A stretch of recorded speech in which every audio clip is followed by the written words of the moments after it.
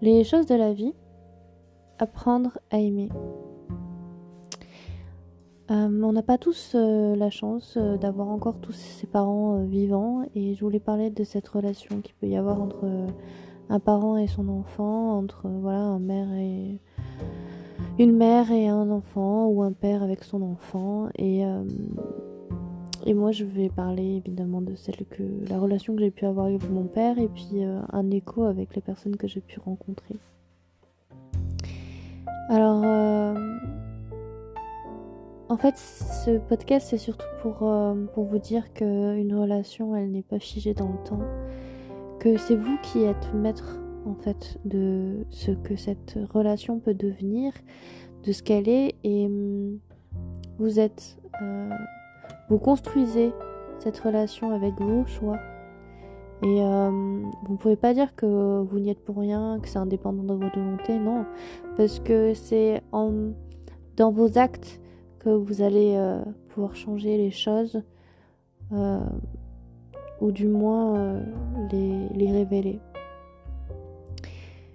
Alors, mon père, quand j'avais 5 ans, 5 ans et demi, que je suis arrivée en France, pour moi j'avais un rejet total de cette figure paternelle. Pour moi c'était pas mon père et il le serait jamais. Je me rappelle que je mettais une barrière physique entre lui et moi. Au petit déjeuner, ça se manifestait par un un rouleau de sopalin ouvert, enfin déplié entre mon assiette et le reste de la table. Je ne voulais pas qu'il me regarde manger, je ne voulais pas qu'il me parle. De la même manière, je voulais pas non plus qu'il me fasse des bisous parce que le matin, quand il parlait, ça sentait mauvais de la bouche et j'étais très sensible aux odeurs. Je voulais pas. Non, en fait, je voulais aucune interaction en fait finalement avec lui. Et pourtant, quand je voulais dire interaction, je veux dire verbale ou d'affection. Et pourtant, quand j'avais froid, que je sortais de la piscine ou de la mer et qu'il faisait froid, c'était pas contre maman que j'allais, c'était contre lui. Je m'allongeais dans ses bras, je m'allongeais contre lui j'étais dans ses bras parce que ça me tenait chaud.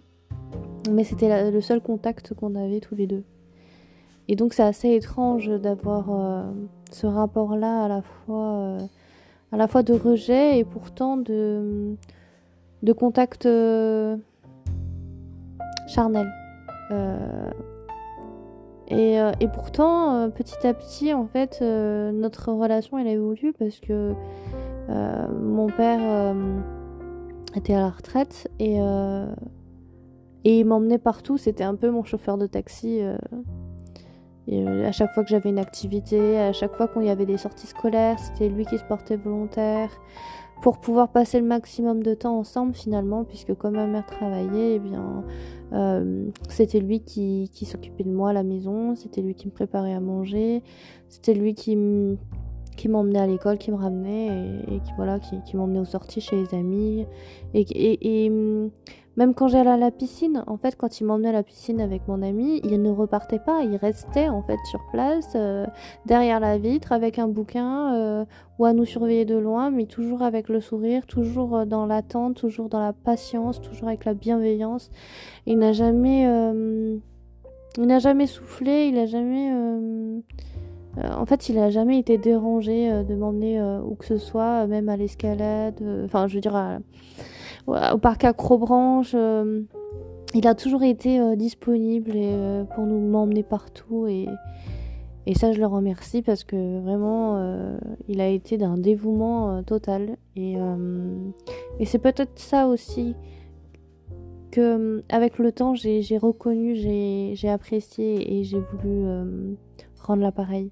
Parce que quand mon père, finalement, enfin, il commençait à tomber malade, mais c'était insidieux, voilà, on s'en rendait pas compte.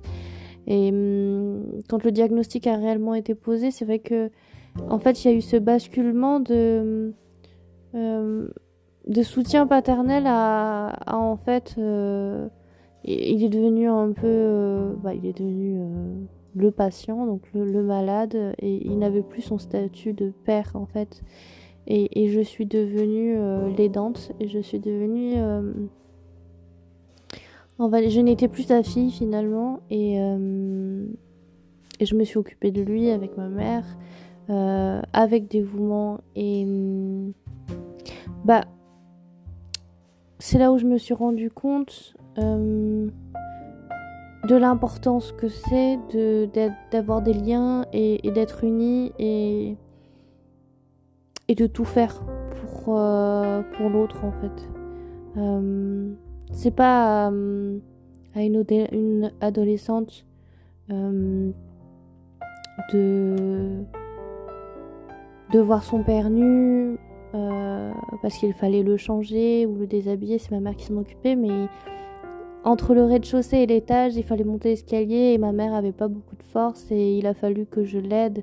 C'est pas à une adolescente de soulever son père et de le monter à l'étage, de l'emmener jusqu'à la salle de bain ou de l'emmener jusqu'aux toilettes pour qu'il fasse ses besoins. C'est pas sa place. Et après, en fait, mon père a été placé une fois qu'on pouvait plus du tout s'en occuper à la maison. Et c'est là où, petit à petit, finalement, il a retrouvé sa place de père.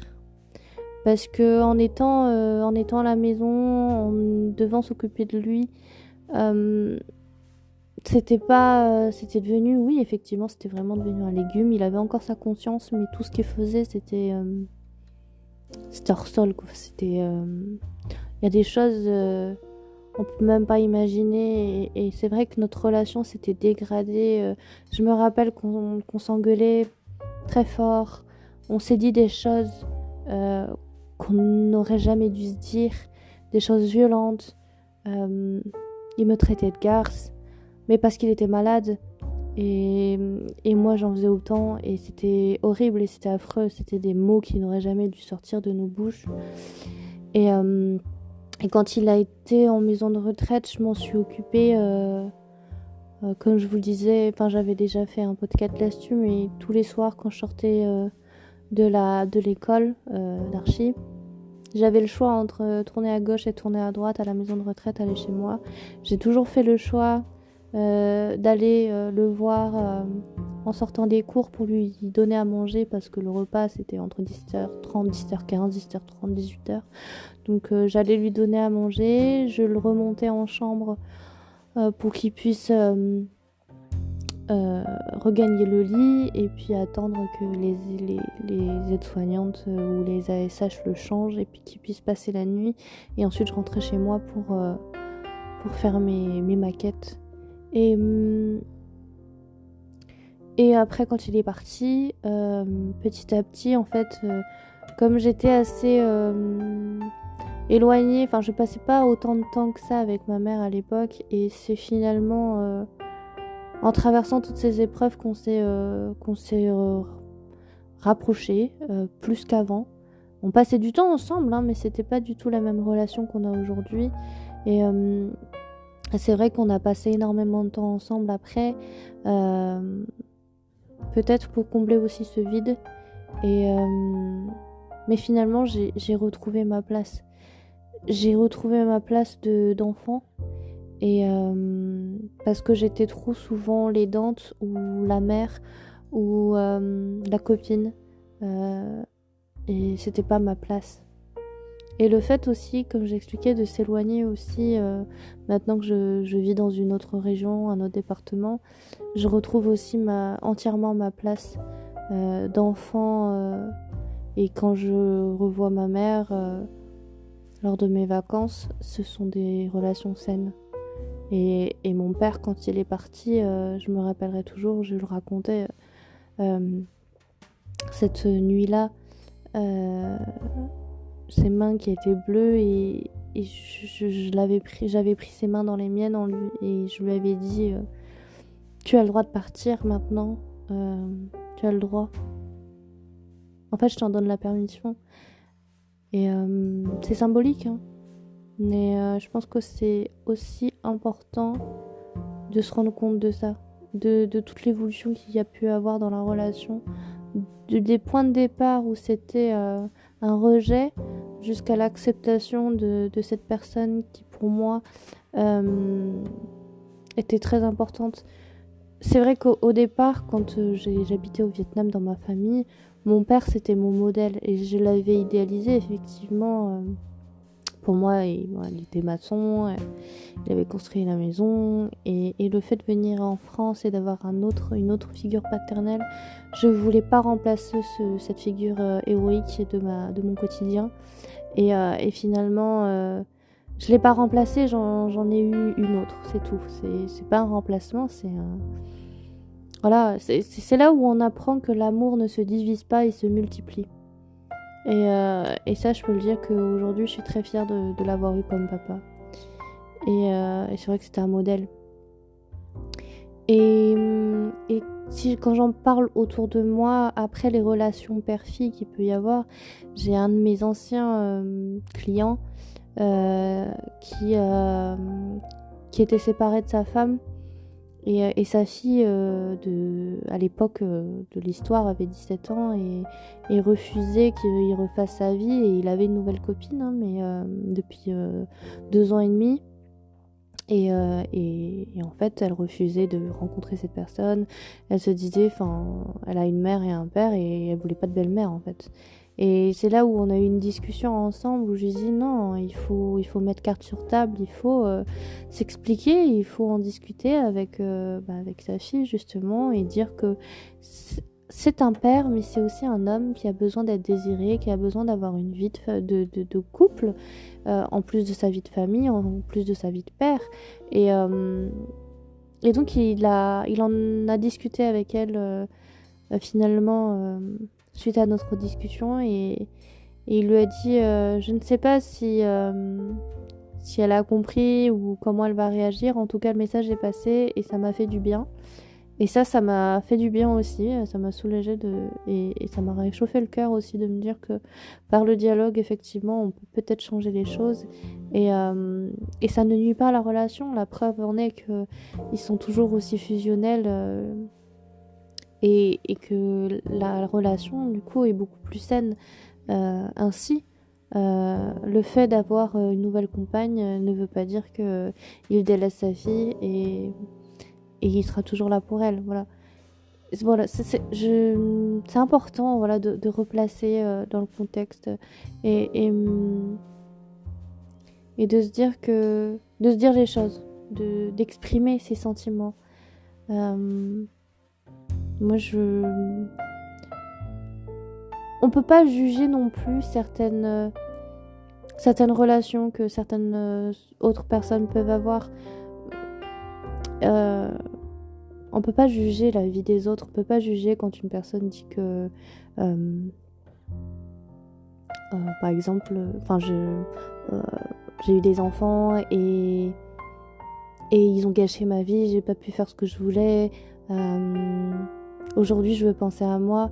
Ce genre de choses-là, ça peut exister effectivement. Et on peut dire ah, mais non, mais t'as eu des enfants, faut assumer. En fait, ça dépend vraiment de votre référentiel et personne n'est là pour juger ou dire quoi que ce soit. Et c'est à vous aussi de. Finalement, c'est juste à vous de vous en rendre compte vous-même de ce que vous dites, de ce que vous faites. Vous vous rendrez compte un jour si vous avez fait une erreur ou pas, si vous avez dit des choses que vous n'auriez pas dû. Et c'est à ce moment-là que peut-être vous demanderez pardon. Pardon à vos enfants de ne pas avoir été assez présents. Pardon d'avoir jeté la faute sur eux. Pardon d'avoir dit que les rêves n'avaient pas pu être réalisés à cause d'eux. Et c'est déjà... Ce sera déjà un grand pas de demander pardon. Voilà. Et pour tous les autres qui ont un parent malade, profitez. Profitez au maximum, passez du temps avec eux, partagez les histoires, notez dans un carnet les anecdotes, les souvenirs, parce que c'est du temps qui ne reviendra pas et profitez-en parce que Parce qu'après, la nostalgie, elle vous envahit, et si vous avez beaucoup de moments de bonheur, au moins vous aurez de quoi sécher vos larmes. Et pour ceux qui ont des parents en bonne santé, eh bien tant mieux pour vous. Profitez-en également, parce que c'est le plus important de réaliser que le bonheur, il est déjà là.